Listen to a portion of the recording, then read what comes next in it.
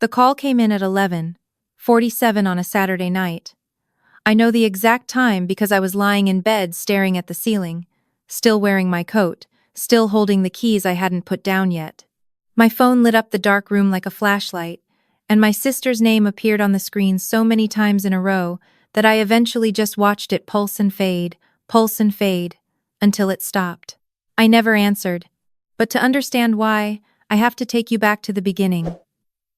To a house in Columbus, Ohio, where I grew up believing that love was something you had to earn, and that no matter how hard you tried, some people were simply born already having earned it.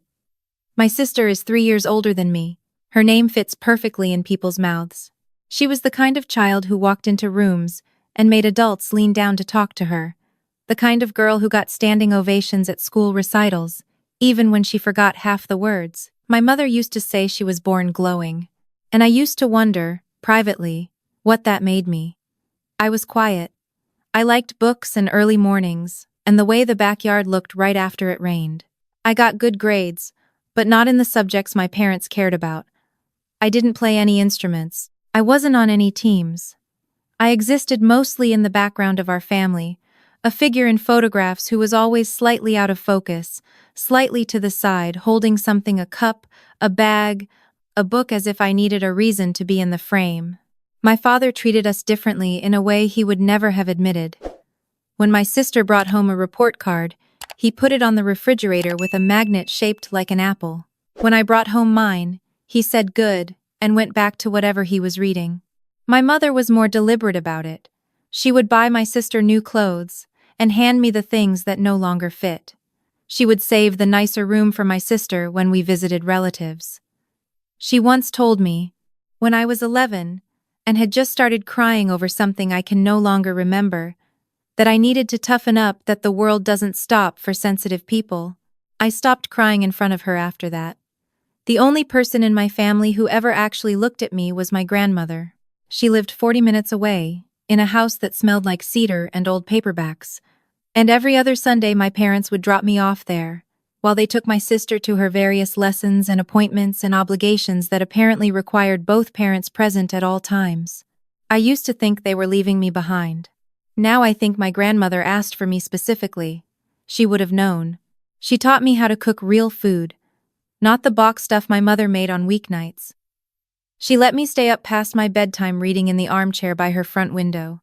She told me about her own life, the parts she had gotten wrong, the parts she was proud of, the ways she had learned to tell the difference between people who loved you and people who simply needed you nearby.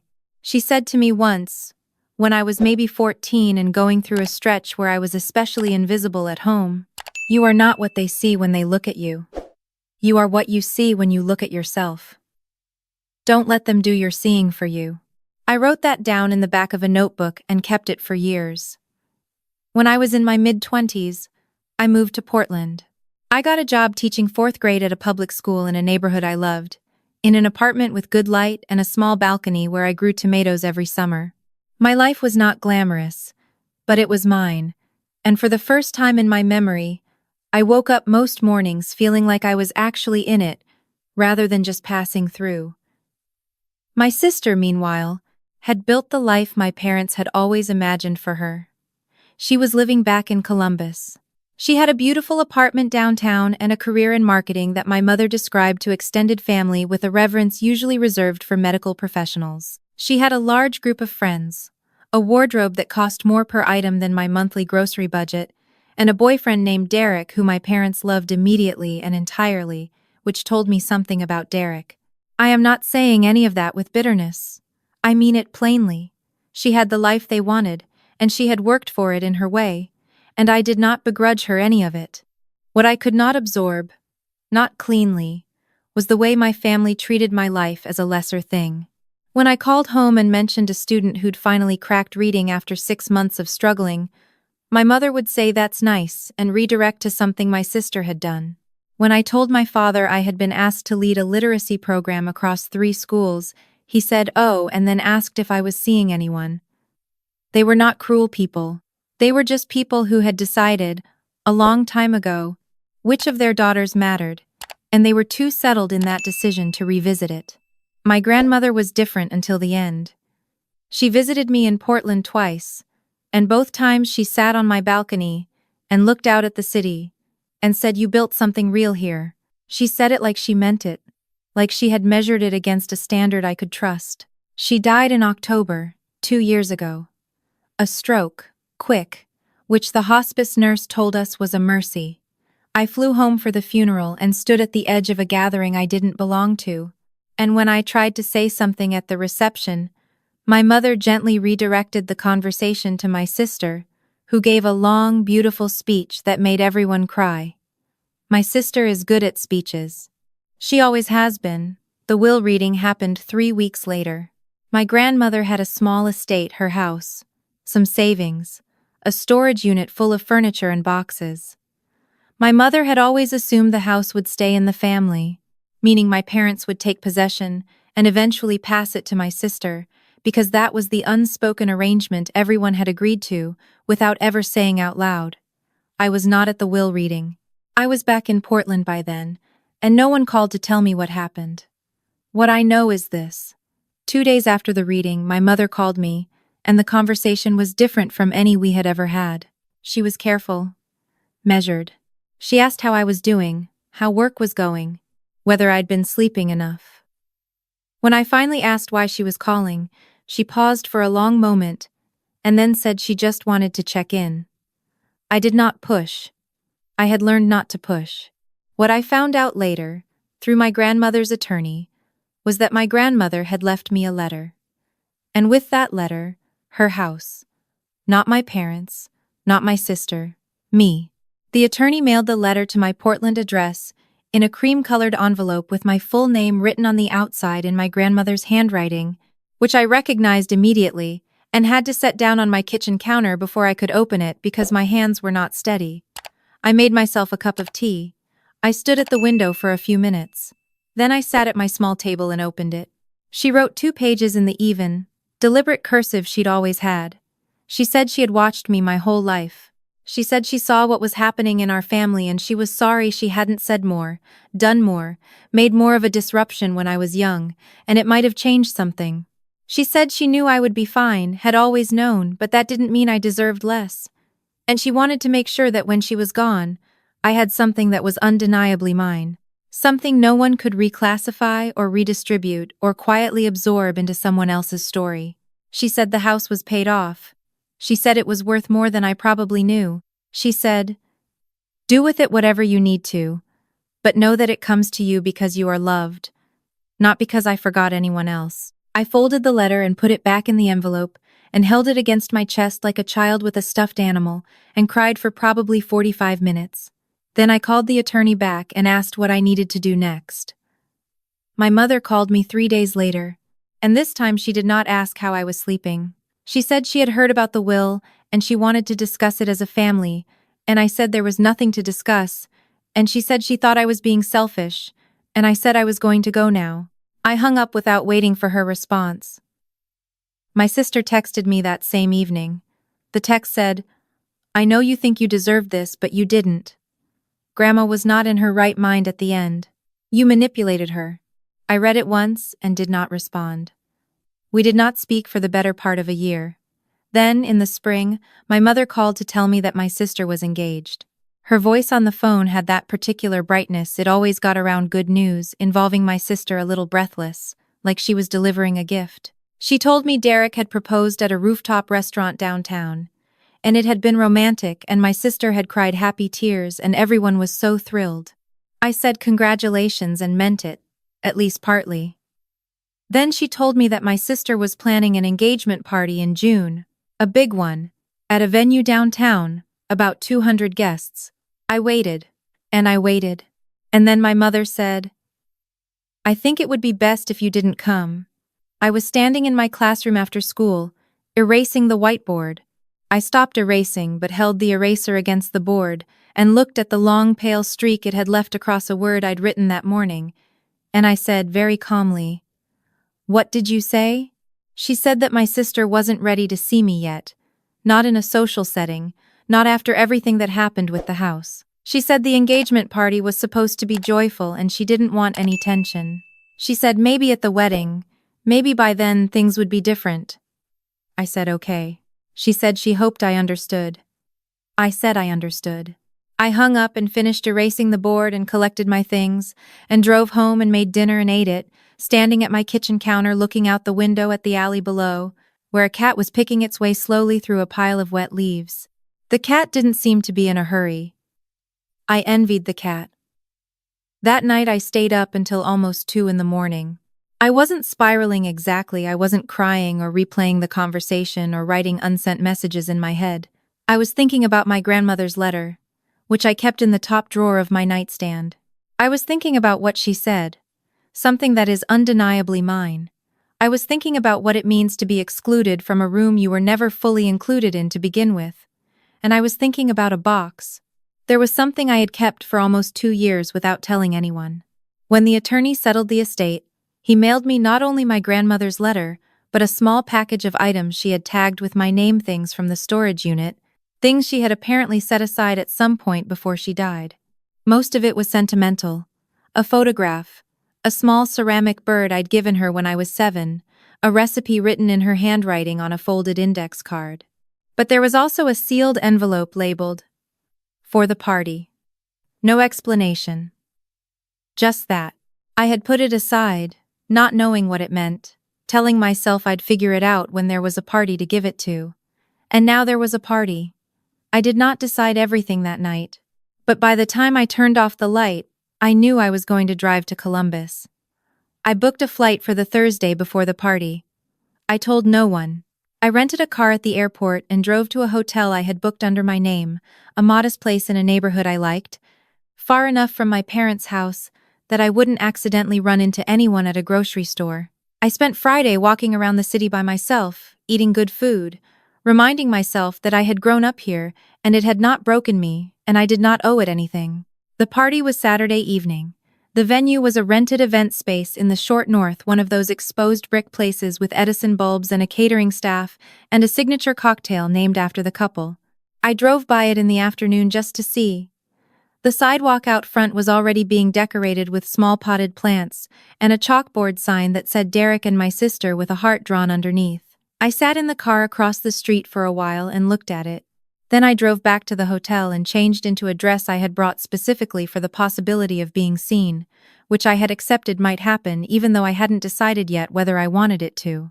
I put the sealed envelope inside a small white gift box I had bought at a stationery shop that afternoon. I wrapped it with a ribbon.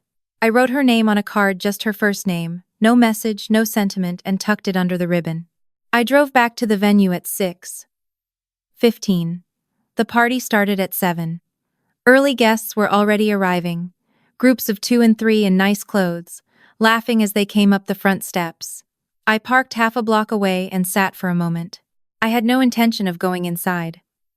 That was never the plan. The plan was to do what I had always done, which was to be thoughtful and quiet and leave something behind. I walked to the venue. The door was propped open to let in the early June air, and the catering staff was moving in and out carrying trays. One of them glanced at me as I came up the steps. I smiled. He stepped aside. I set the box on the gift table just inside the door. There were already a dozen wrapped presents there, shiny bags and silver boxes and ribbon in every color. My box looked ordinary beside them. There was nothing on the outside to indicate what was inside. I didn't go further than the doorway. I stood there for a moment, just long enough to see the room with its string lights and flowers, long enough to hear the beginning of a playlist I almost recognized, long enough to see my mother across the room in a navy dress, her back to me, talking to someone with her hands the way she does when she's excited. Then I left. I walked back to my car. I drove to a restaurant I had liked as a teenager, and ordered something that took a long time to arrive and ate it alone at a corner table. I had a glass of wine. I read 3 chapters of a novel on my phone. By the time I got back to the hotel, it was almost 10, and I was tired in a way that felt clean rather than heavy. And I took a shower, and put on the television for background noise, and lay down. I was almost asleep when the calls started. The first one was my sister, then my mother, then my sister again, then a number I didn't recognize, which was probably Derek, or one of my sister's friends she had handed her phone to. Then my mother again. Then my sister 4 more times in under 10 minutes. I watched the screen and did not move and did not answer. In the morning there were 14 missed calls and 6 voicemails. There was also a text from my sister that said, "Call me back. Seriously, you need to call me back right now." There was a text from my mother that said, "I don't know what you were thinking. Please call your father." I made coffee from the machine on the hotel desk and took it to the small window and looked out at the parking lot in the early morning light. A woman was walking a dog below me. The dog kept stopping to investigate things. The woman waited each time without pulling the leash. I thought about my grandmother, who would have found all of this exactly as absurd as it was. Who would have made me a proper cup of coffee and said, "Tell me the whole thing from the beginning," and then listened without interrupting, which is a rare and underrated gift. I thought about what I knew was in that envelope. After the attorney had settled the estate, he had mentioned, almost in passing, that my grandmother had also left a separate set of documents in the storage unit, financial records, mostly, but also a folder of correspondence. It had taken me months to go through all of it, partly because of the distance, and partly because grief makes paperwork feel impossible, but eventually I had read everything, including the folder labeled with my sister's name. Inside were 3 years of emails my grandmother had printed and kept exchanges between my grandmother and my mother. In them, my mother had repeatedly referenced my sister's future, my sister's needs, my sister's plan to eventually take over my grandmother's house as a kind of informal inheritance arrangement. In one email, my mother wrote, "I just want to make sure she's taken care of when the time comes. She doesn't know I'm asking this, but I want to have the conversation now while we can." My grandmother had responded to each of those emails politely and vaguely. She had never confirmed anything. She had never promised anything. And then she had left the house to me. The sealed envelope labeled, "For the party which I had opened the night before, alone in my hotel room, after returning from the venue, before the calls started," contained a single printed page. It was a letter my grandmother written to my sister directly, short, gentle, clear. She told my sister that she loved her. She told her that she knew my mother had made certain implications about the future of the house, and she was sorry if those implications had led to expectations, but they had never been true. She told my sister that what she was about to learn, that the house, the savings, the estate had gone to me, was not a punishment but a recognition, and the difference between those two things mattered. She said, "Your sister was invisible for a long time. This is how I make sure she isn't anymore." And then she said something I hadn't expected. She said she hoped my sister would read this and understand, really understand, what had been done to me over the years, and that she hoped that understanding might be the beginning of something different between us.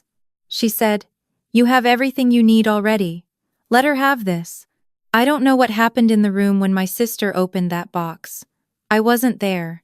But I know from the voicemails which I eventually listened to, all 6 of them, sitting cross-legged on the hotel bed with my coffee going cold, that the sequence involved my sister opening the box at the gift table surrounded by friends, reading the first lines of the letter, and then asking everyone to give her a moment, which is apparently when my mother found her in the hallway near the restrooms, and my sister could not stop crying long enough to explain what was wrong. The last voicemail was from my mother. Her voice was different from the others, quieter, slower. She said, "I read the letter too. I didn't know she wrote that. I didn't know she kept all of those emails." There was a long pause. Then she said, "I think I need to sit with some things. I'm sorry for telling you not to come." I listened to that one twice. I flew home on Sunday morning. My apartment was exactly as I had left it, which I always find reassuring: the stack of ungraded papers on the dining table, the half-finished crossword folded on the arm of the couch, the tomato plants on the balcony turning toward the window in the way they do. I unpacked my bag and put in a load of laundry and sat in the kitchen eating crackers and cheese because I hadn't thought to buy groceries before leaving. And I thought about my grandmother's handwriting on the outside of that cream envelope. My full name spelled out exactly. No abbreviation, no nickname. She had seen me. For whatever that is worth, and I have decided it is worth a great deal, she had seen me. I did not call my sister back that week. Or the week after. My mother sent 2 texts, brief, careful, nothing I needed to respond to immediately, and I let them sit in my phone while I thought about what I wanted to say and whether I was ready to say it. Readiness is something I've learned not to rush. The version of me who would have called back immediately just to smooth everything over, just to make the discomfort stop, that version had grown up and moved to Portland and planted tomatoes on a balcony. And she had different standards now. About 3 weeks after the party, my sister sent me an email. Not a text, an email, which told me she had drafted it more than once. It was longer than I expected. She said she had been thinking about what the letter said, and about things she hadn't let herself think about before. She said she didn't fully understand everything yet, and she wasn't sure she had the right words. She said she was sorry. Not for one specific thing, for a pattern. For the invisible participation she had allowed in my disappearing. I read it 3 times. I didn't write back that day. I went to school and sat with my students, and helped a boy named Marcus finally understand long division by comparing it to splitting a pizza, and he looked at me with such uncomplicated delight when it clicked that I had to turn away for a second. I stayed late to rearrange the reading corner. I stopped for groceries on the way home, and cooked a real meal for the first time in a week. That evening, I sat at my kitchen table, and opened my grandmother's letter again, even though I know it by heart. I read the part where she says you are loved. I sat with that for a while. Then I opened my sister's email and started typing. I didn't have everything figured out. I probably never will. Families are not problems you solve, they're conditions you learn to navigate, sometimes with more grace than other times, sometimes barely at all. What I knew was that my grandmother had not left me her house so that I could win something. She had left it so that I could stand on solid ground while I figured out what, if anything, I wanted to rebuild. I wrote my sister back. I kept it short. I said I had read her email, and I appreciated it, and I was not ready to talk on the phone, but I was willing to try something slow. She wrote back in under 10 minutes. She said, "Slow is fine. Slow is good. I have a lot of learning to do." I put down my phone and looked out at my balcony, where the tomato plants were full and green in the evening light. One of them had gone a little sideways over the summer, and I had tied it to a stake with a strip of old t-shirt and watched it correct itself slowly, over weeks, until you could barely tell it had ever leaned wrong at all. I thought, yes, slow is fine. Slow is good. Some things take the whole season.